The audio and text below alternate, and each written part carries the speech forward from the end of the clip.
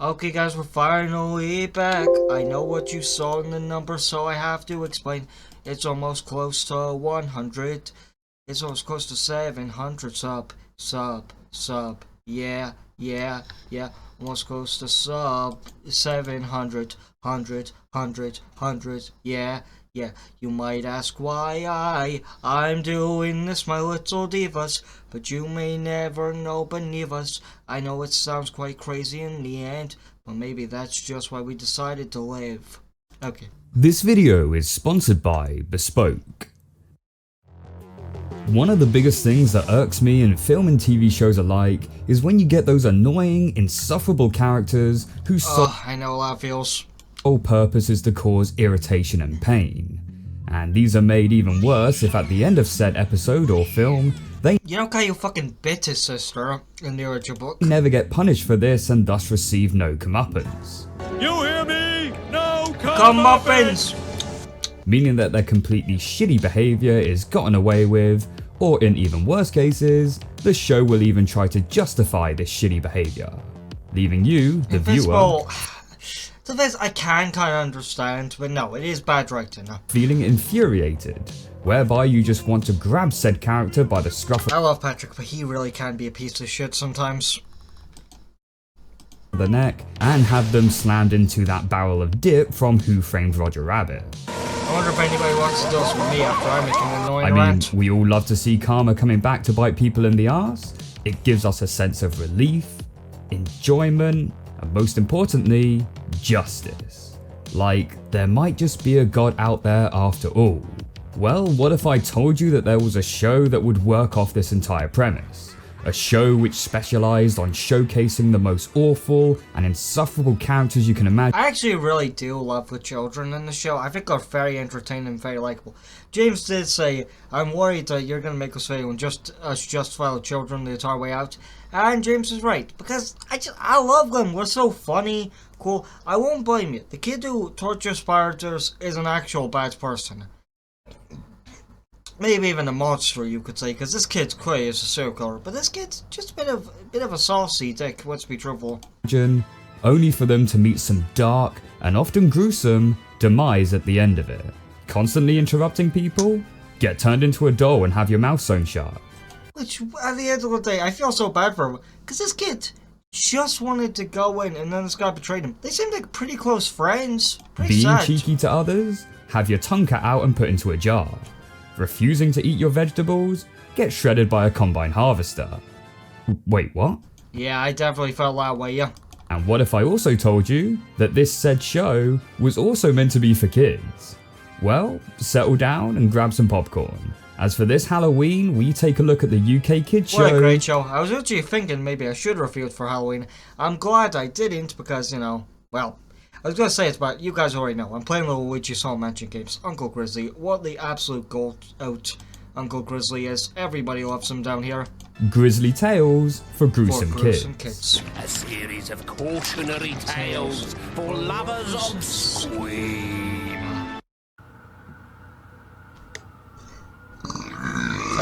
They're ready. But first, a quick shout out from this video's sponsor. Bespoke is a monthly membership club. Okay. Grizzly Tales for Gruesome Kids is a British animated TV series which aired between 2000 to 2006, running for a total of 6 series, and then was briefly brought back in 2011 and 2012, but we'll talk about that controversy a bit later.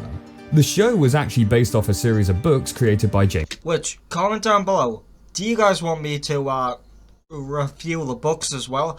I can't read, but I thought reviewing audiobooks and listening to them and then reviewing the books.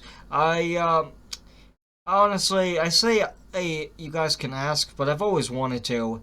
So maybe I will after my 700, I'll think about it. Riggs, with a lot of the episodes from the TV show being directly lifted from them. When he means a lot, actually he doesn't really mean a lot because the show had 100 episodes and there was 15 books and only and 2 was excluded, so 13 episodes. And 13 is a lot, don't get me wrong, but 13 out of 100 isn't that much. And I know it's counting the reboot, so if we're not counting the reboot, it's like 80 episodes, but 80 is still a lot. Each episode would run for about 10 minutes long and would follow the story of children who have bad behavioural traits, only for them to get a suitable punishment towards the end.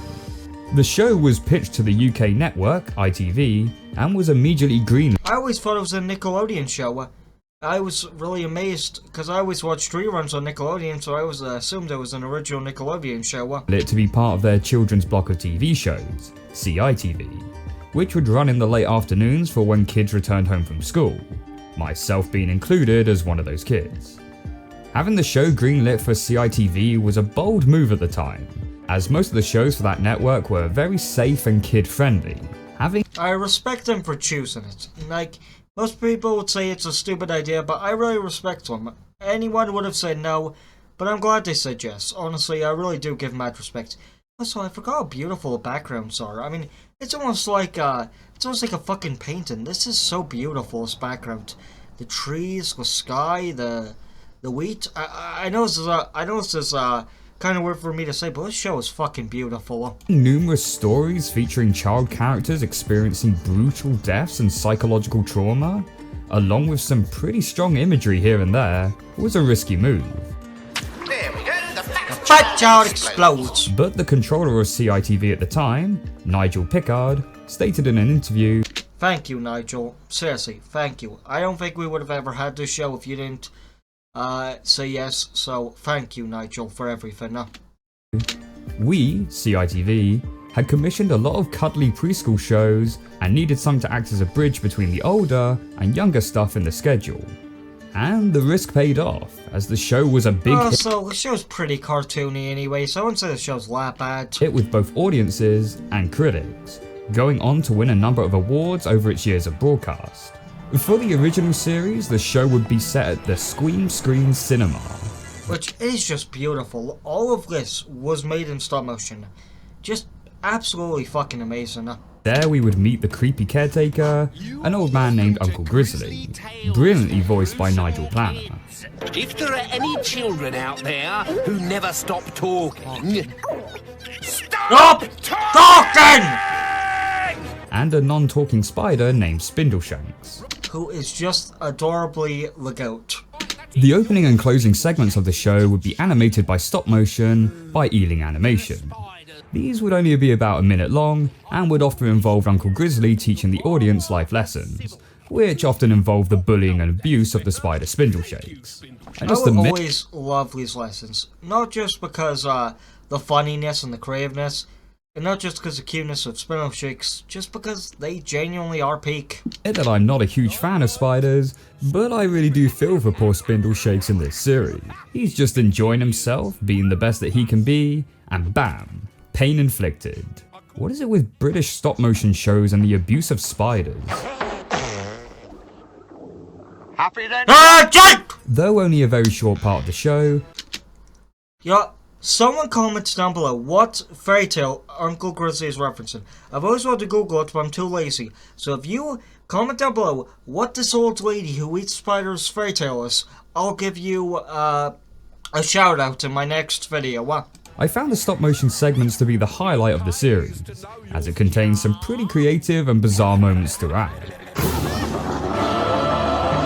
Uncle Grizzly, what the fuck, man? Plus you would get the lone child with his creepy crawly popcorn, which would vary episode to episode. Only 3 times being slugs, worms, and beetles? I can't remember what it was. Also, I'm a sucker for stop motion animation, so it's also nice to see it utilised wherever possible. The main bulk of the episodes were actually done in traditional 2D animation, handled by Honeycomb Animation. Some people don't like the 2D and wish it was stop motion. Some people don't like the stop motion and wish it was 2D. Actually, I've never seen that take ever. But I actually like it. I like it because you're watching a movie, so I like what it feels like the characters in lore are watching a movie. Stop motion looks like real life.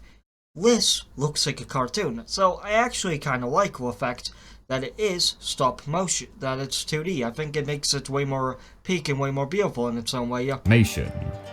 Now, I will admit, The animation for this show isn't the greatest.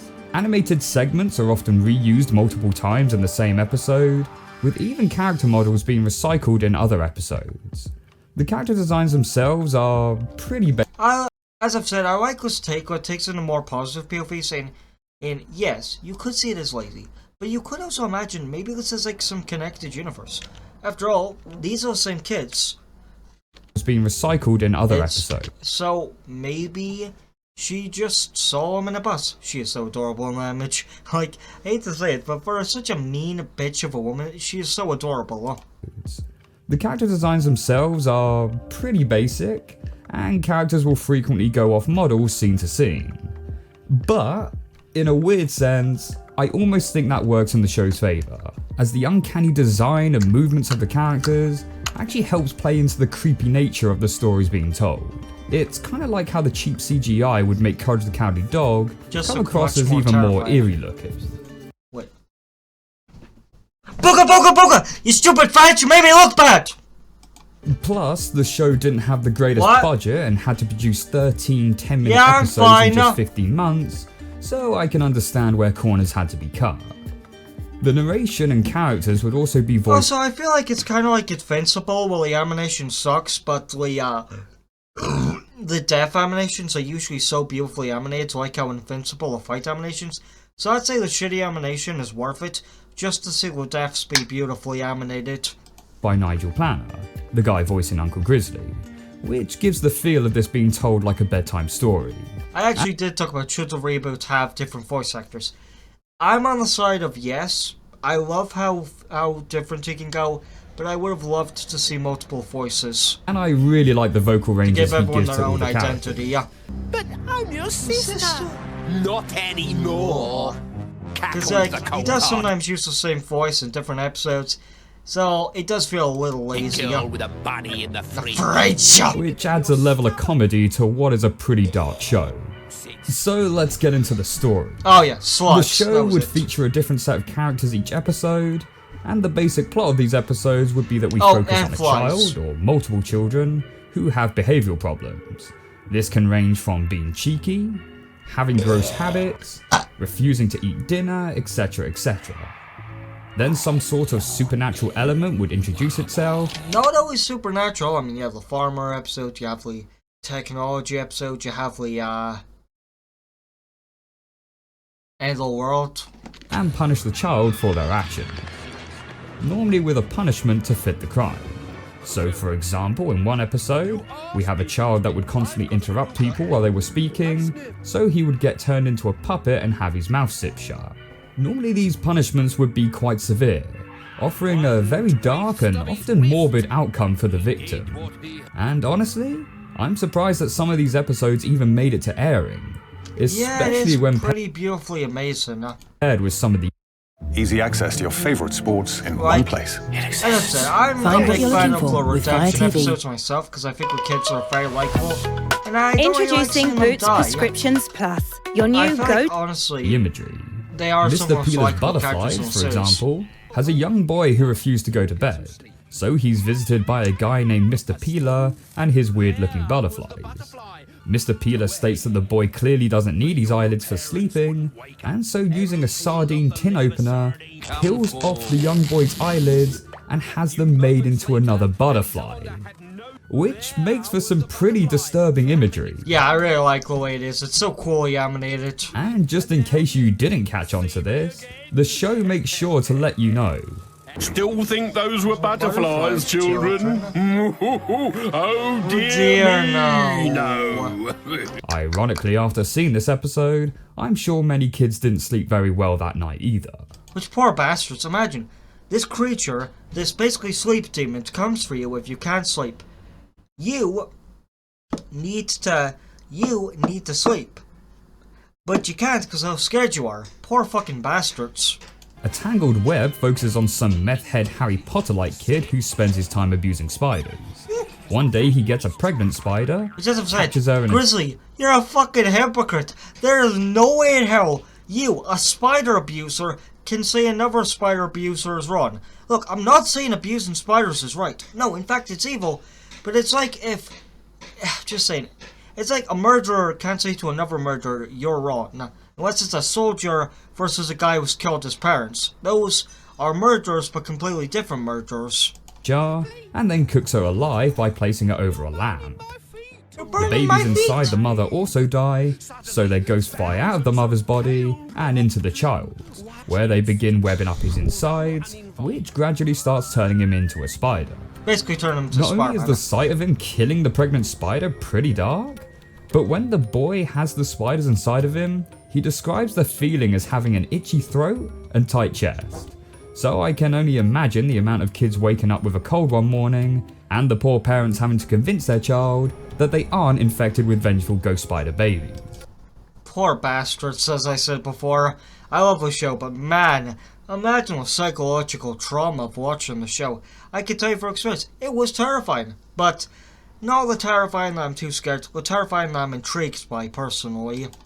Barber of Civil, see what they did with the name there, has a barber who comes along to schools I really do like Kopana. and will cut out the tongues of children who are too cheeky, where we not only get a nice image of the tongue Cut out most of the tons.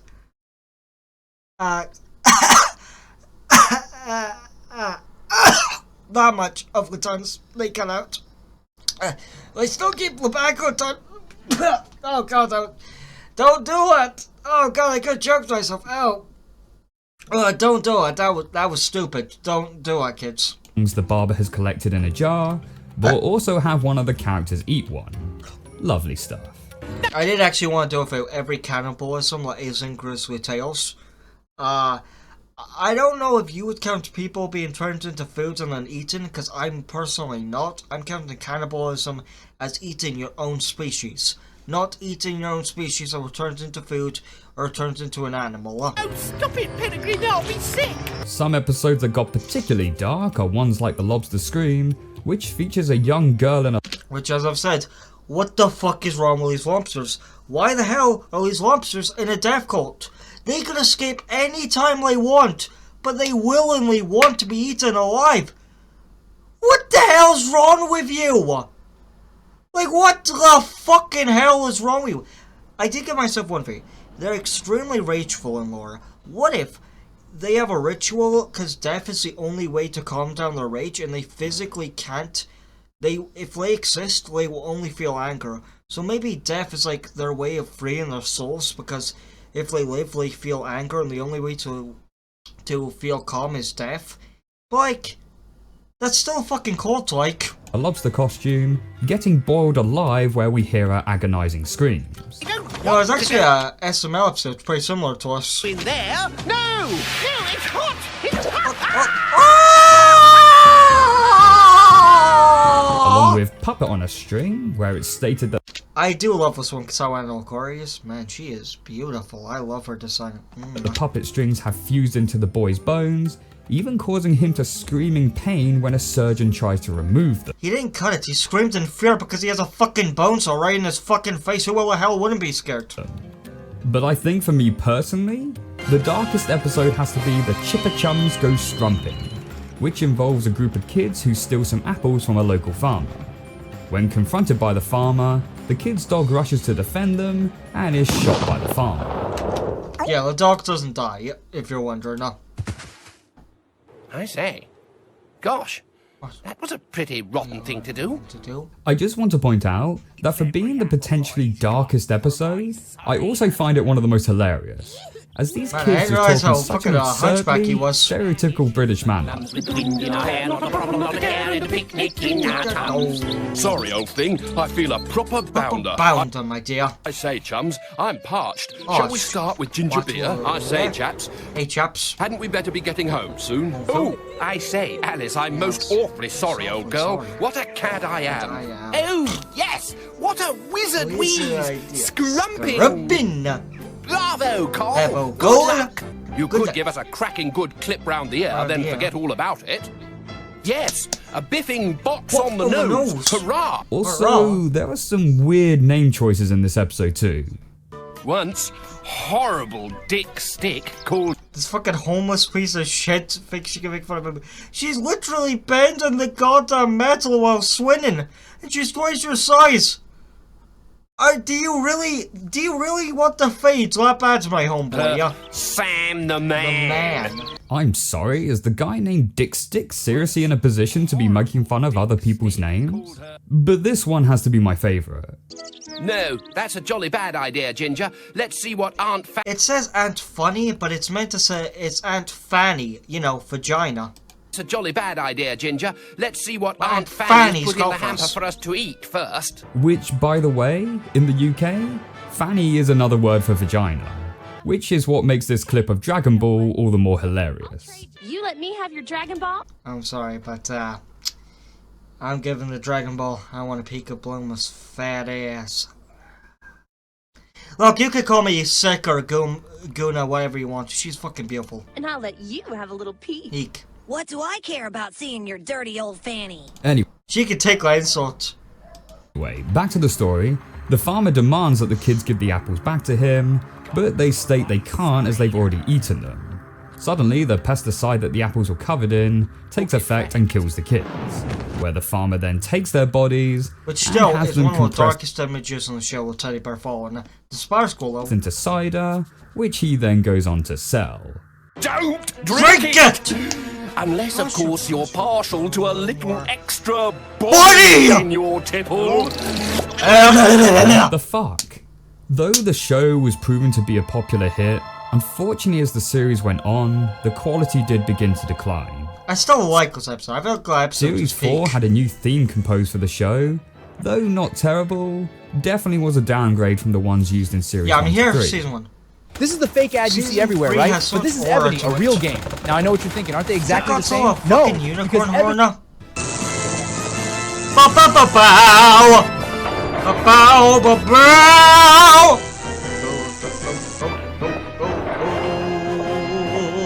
Not only that, but the animation itself I don't hate it, but yeah, the original just had that BOOM that the sequel just doesn't have, in my opinion. began to use a lot more motion tweening, which is something I'm not a huge fan of, as I find it just gives it a really cheap look. Then for I Series didn't 5 really and hate Split 1, but what I did hate was this. 6, the stop motion segments at the beginning and end of each episode were cut completely. I don't hate one cut of it. It's got reused in old clips because they were weirdly so shitty. They couldn't reuse clips and make it look better. They were so goddamn pixelated and framey. You're the company! This is your IP! I get if it was some shitty fan cam, it should be shit. But you're the original owners, why the hell couldn't you get something a little better? So, The Split Shakes is so cute. Man, after the opening mouth credits, is we wide. immediately cut to Uncle Grizzly starting the film.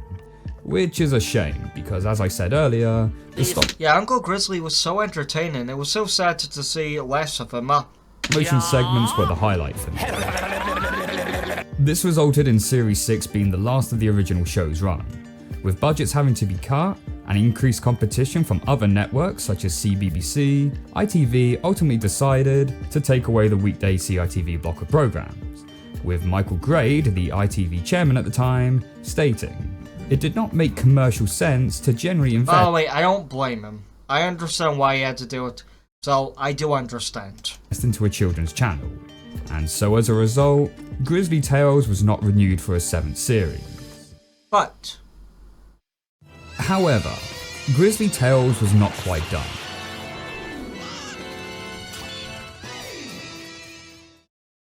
Even though new episodes weren't being produced, old reruns of the show would begin to run on Nickelodeon.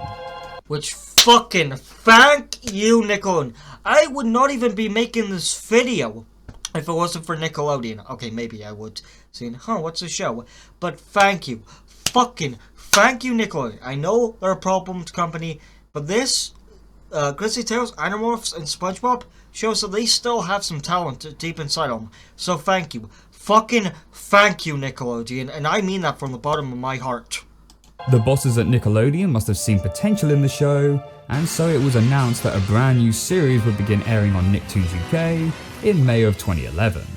The series would receive a mixed reception from fans of the original series. On one hand, it was great that the series was getting a revival, not only bringing joy to old-time fans, but perhaps giving the opportunity to bring in new audiences too. But this new series would also bring in a lot of controversial changes. to what had been a staple to the original show. The first and most obvious is that the setting had completely changed. Rather than being set Yeah, at the Scream theater was Scream just so beautiful. It was a theater. It was something that you could realistically expect to see in the real world. Something anyone could imagine being corrupted. cinema, we're now set at a hotel. But like, I get it's a hotel, but it's one of those stereotypical, spoopy, terrifying, monstrous hotels, and it's just not cool. It's just not cool. In my opinion, the Ouija Saw Mansion shows that this stereotype is getting pretty old. Okay, let's go. Or should I say, the hot hell. Honestly, impressed that they managed to use the term hell in a kids show. And instead of the old cinema owner Okay. Uncle Grizzly, we have his half-brother, the Night Which Pork. I love that they do half-brother, because that means he's his half-brother. That means the parents had a divorce. I don't know what a half-brother is again. I think a half-brother means your parents had a divorce, and then had a child. And that's so peak to imagine that it's just, I don't know, it's kind of woke for a TV show made in 2011. I don't know, I really like that. You know, I'm not a big fan of Night Keeper, it's kind of beautiful. Though he is still voiced by the same actor, so why they didn't just use just looks the same, let's be truthful. the same character, I'm not quite sure. But most saddening of all is that my boy Spindle Shakes is nowhere to. I'm actually glad Spindle Shakes doesn't appear in the show. The show's pretty short, and I just don't think it would have had enough time for him. And also, you know, he's loyal. He's loyal to his boy Grizzly. That's peak. Even though Grizzly beats the hell out of him and treats him like shit and makes fun of his mama to his face, he's loyal. That's why I like him. He's my spider. He's my dog, man. Be seen. Wherever you are, little Spindle Shanks, I hope you're doing well and experiencing a life free of pain and abuse. The stop motion. We're all gonna miss him. I love him so much.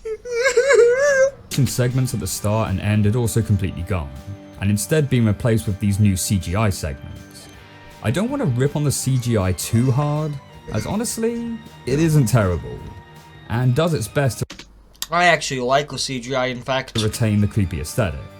But it is once again a shame to see the medium of stop motion being phased out in favour of this, something that was becoming common practice for a lot of kids' media at the time. The rest of the show functioned much the same, where the stories themselves would be animated in 2D, with Nigel Planner still doing his best with providing the voices and narration. But oh my god, what the fuck did they do to the 2D animation? Yeah. This looks awful. Awful. Vibe coders, ready to build more? God, this show. Base 44. I love it, but man, this show. I know that I said the original series animation was nothing amazing, but at least it had its own style where the uncanny its own charm. I mean, I love the show, in fact. appearances worked with the nature of the show. This just looks like your typical dumbed down flash animation that you'd expect to see on a low budget toddler show, with simplistic designs and constant motion tweening used for character movements just make it look so bad. And the overly bright colour. You know, I'm just gonna say it. A part of me does hate when I reacted to the top 10 scariest Grizzly Tales with James. Because now I've reviewed Grizzly Tales stuff from my own channel, I think I should have reviewed it. But I also do like how we heard James's opinion, because, you know, it's cool to know James's opinion on the show. This really doesn't fit in with the dark nature of the show. Speaking of which, the dark factors seem to have also been toned down for this revival series. And it. The first episode is about a boy being forcefully eaten alive by his parents. Does everyone just forget about it?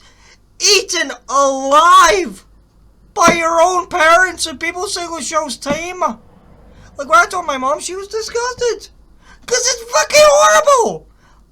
Why does everyone forget that? Did feel like the show was starting to run out of ideas.